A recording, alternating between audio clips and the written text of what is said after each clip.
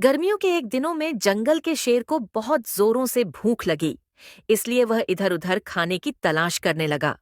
कुछ देर खोजने के बाद उसे एक खरगोश मिला, लेकिन शेर ने खरगोश को छोटा समझकर छोड़ दिया।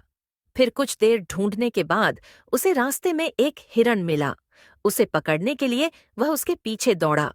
क्योंकि शेर बहुत देर से भूखा था, तो वह कुछ दूर भागने के बाद ही थक गया और हिरण को नहीं पकड़ पाया। अब जब उसे कुछ भी खाने को नहीं मिला, तब वह वापस उस खरगोश को खाने के बारे में सोचने लगा। फिर वह वापस उसी स्थान में आया तो उसे वहां पर कोई भी खरगोश नहीं मिला, क्योंकि खरगोश वहां से जा चुका था।